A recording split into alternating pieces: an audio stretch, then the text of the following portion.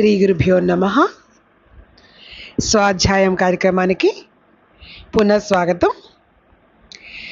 ఆముష్మిక సోపానాలు అనే గ్రంథ సంకలనం నుంచి అనుభవ వేదాంత సూక్తుల్ని పఠించుకుంటున్నాం. 99వ సూక్తి. సంచితము, ఆగామి, ప్రారబ్ధము అని కర్మ 3 విధములు. తాను అకర్తయగు బ్రహ్మమని విజ్ఞానము కలిగిన వాని దృష్టిలో తాని జ్ఞానము కలగక పూర్వము కూడా నిజముగా అకర్తయే. కనుక కలలో చేసినట్లు తోచిన శుభాశుభ ఫలములు జాగృతిలో బంధించినట్లు అజ్ఞాన కాలములో చేసినట్లు భావించిన సంచితమంతయు జ్ఞానముతో నశించిపోవును. తానిప్పుడు అకర్తయే కనుక కర్మ చేయడు, కనుక ఆగామి లేదు. వర్తమాన శరీరమును ఆరంభింపచేయుటకు కారణమగు ప్రారబ్ధము మాత్రము ఉపాధి పోవు వరకు ఉపాధి పోషణకు కారణభూతమై ఉండును. కనుకనే ప్రారబ్ధం భోగతో నశ్యేత్ అని చెప్పిరి. ఇది 99వ సూక్తి. ప్రారబ్ధ కర్మలు 3: సంచితము, ఆగామి, ప్రారబ్ధము. ఈ తను అకర్తయగు బ్రహ్మమని విజ్ఞానం కలిగిన వాడి దృష్టిలో నేను అకర్తయగు బ్రహ్మని, నేను కర్తని కాను, ఈ శరీరం కాదు, నేను ఆత్మని, అకర్తయగు బ్రహ్మని అనే జ్ఞానము కలవానికి ఆ జ్ఞానము కలగక పూర్వము కూడా ఆయన అకర్తయే. అంటే జ్ఞానము కలిగిన తర్వాత సడన్గా అకర్త అయిపోడు. యాక్చువల్గా జ్ఞానం కలగక ముందు కూడా అకర్తే, కానీ జ్ఞానం కలిగాక అకర్త అనే దృష్టిలోకి మనం వస్తాం. ఎలా అంటే కళలో శుభాశుభ ఫలములన్నీ జరుగుతుంటాయి, కళ ఉన్నంత వరకు అనుభవిస్తుంటాం. కానీ జాగృతికి వచ్చేటప్పటికి ఇవి కళలో అవి నిజంగా ఉన్నవి కాదు అని మనం దానికి అటాచ్ అవ్వం, దాన్ని బంధించినట్లుగా అవ్వదు. అలాగే అజ్ఞాన కాలంలో చేసినట్లు భావించిన సంచితమంతయు జ్ఞానముతో నశించిపోవును. అజ్ఞాన కాలంలో చేసిందంతా ఈ కర్మ సంచిత కర్మ ఉంది, కర్మ నాది అని భావించడానికి ఈ జ్ఞానం నేను బ్రహ్మంని అనే జ్ఞానం వచ్చినప్పుడు ఈ సంచిత కర్మ అంతా కూడా నశించిపోతుంది. తాను ఇప్పుడు అకర్తయే కనుక కర్మ చేయుడు, కనుక ఆగామి లేదు. తను అకర్తని అని తెలుసుకున్నాడు కాబట్టి ఇప్పుడు ఆగామి కర్మ కూడా ఉండదు. ఇంకా వర్తమానానికి ఈ శరీరం ఉన్నంత కాలము ఈ ఉపాధి నడవడం కోసము ఇప్పుడు ప్రస్తుతం చేసుకున్న సంచిత కర్మ మాత్రం ఉంటుంది.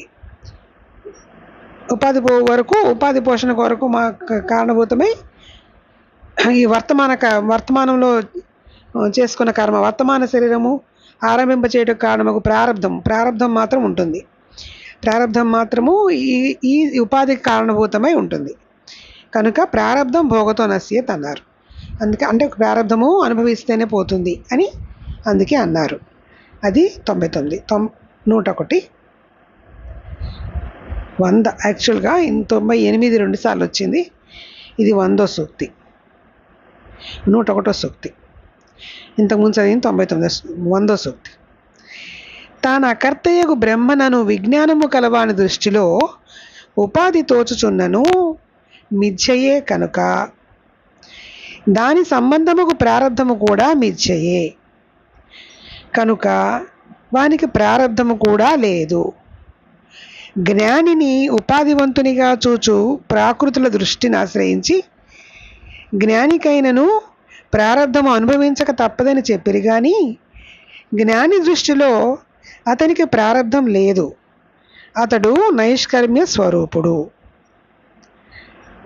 అది 101వ సూక్తి. తాను అకర్తయగు బ్రహ్మను అను విజ్ఞానము కలవాని దృష్టిలో ఉపాధి తోచుచున్నను మిథ్యయే కనుక దాని సంబంధముకు ప్రారబ్ధం కూడా మిథ్యయే.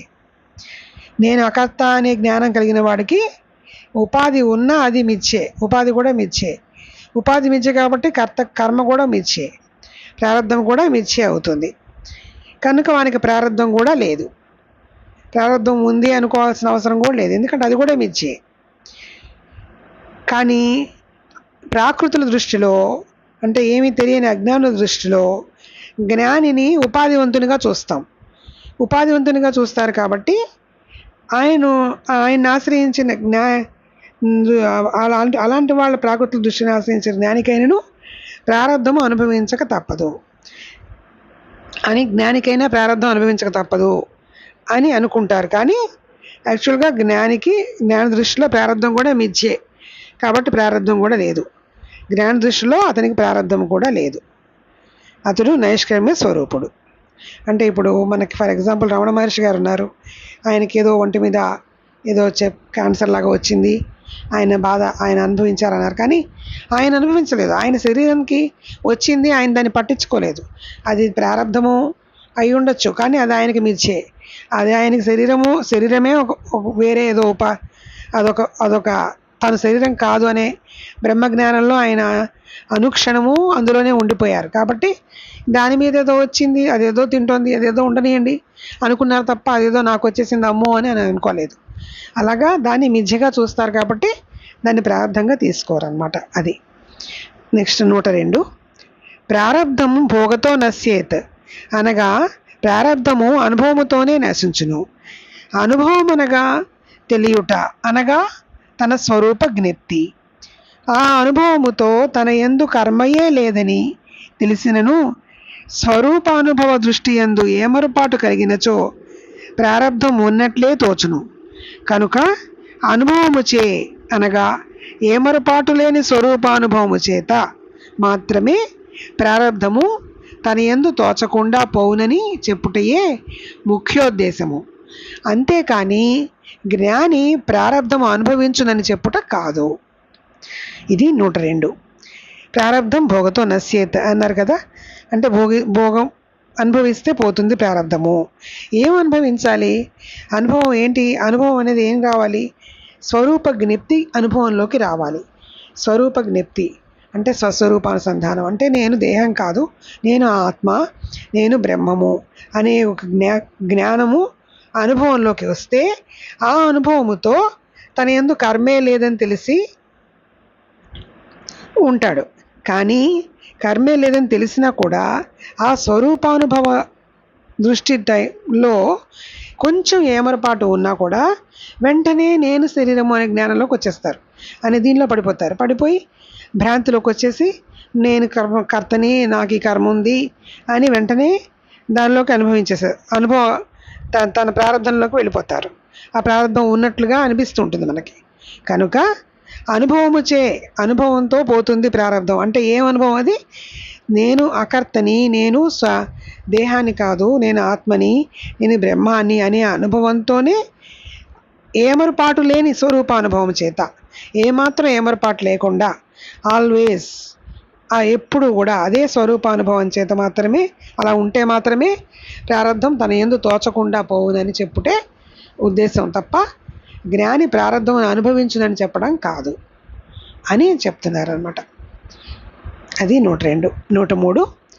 హారతి కర్పూరమును అగ్నితో సంబంధించినప్పుడు కర్పూరమే జ్యోతి రూపముగా వెలిగి చివరకు కర్పూరము కానీ విశేషాకారముగు జ్యోతి కానీ మిగలక అగ్ని యొక్క సామాన్యాకారముగు స్వయం జ్యోతి యందు లయమగును.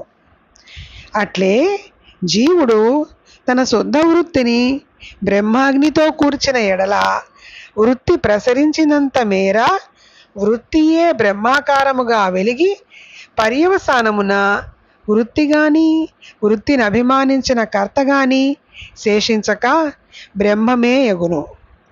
ఇట్లు తన సర్వార్పణమును గుర్తింప చేయుటకే అర్చనలందు కర్పూర నీరాజనము ఏర్పడినది. ఇది 103. హారతి కర్పూరాన్ని వెలిగిస్తే వెలుగుతుంది. తర్వాత కర్పూరం కూడా ఆ తెల్లగా ఉన్న కర్పూరం బిళ్ళ కూడా కరిగిపోయి మొత్తం ఏమీ లేకుండా మిగిలిపోయి సామాన్యాకారమైన స్వయం జ్యోతిలో లయమైపోతుంది. అంటే వాయువులో లయమైపోతుంది పూర్తిగా. ఏదీ కనిపించకుండా పోతుంది. అలాగే జీవుడు తన శుద్ధ వృత్తిని బ్రహ్మాగ్నితో కూర్చిన ఎడల, తనలో ఉన్న శుద్ధ వృత్తిని అంటే తనలో ఉన్న ప్రారబ్ధాన్ని, తనలో ఉన్న సాత్విక వృత్తిని, తనలో ఉన్న నేను అనే భావాన్ని బ్రహ్మాగ్నితో కలిపితే అది ఈ వృత్తి ప్రసరించినంత మేర వృత్తియే బ్రహ్మాకారంగా వెలిగి, వృత్తి అంటే మన కర్మ కానీ, నేను అనే భావన కానీ, ఈ దేహం కానీ, ఉన్నంతకాలము బ్రహ్మాకారంగా వెలిగి పర్యవసానమున అట్లా బ్రహ్మాకారంగా వెలుగుతున్నప్పుడు దానివలన ఫైనల్గా వృత్తి కానీ అంటే కర్మ కానీ, అభిమానించిన ఈ కర్త కానీ అంటే ఈ దేహం కానీ ఇవేవి కూడా ఉండకుండా బ్రహ్మం ఒకటే మిగులుతుంది ఫైనల్గా. ఇట్లు తన సర్వార్పణమును గుర్తింప చేయడానికే ఈ విధంగా సర్వార్పణము చేసుకోవాలి మనల్ని మనము. ఆ బ్రహ్మజ్ఞానంలో, బ్రహ్మాగ్నిలో సర్వార్పణం చేసుకోవాలి అనే విషయం తెలియజేయడం కోసమే కర్పూర నీరాజనము అనే ఒక సిస్టమ్ని పూజలో ఏర్పరచబడింది అనమాట అని చెప్తున్నారు. ఇంతవరకు చదువుకున్నాం. శ్రీ గురుభ్యో నమః. స్వస్తి.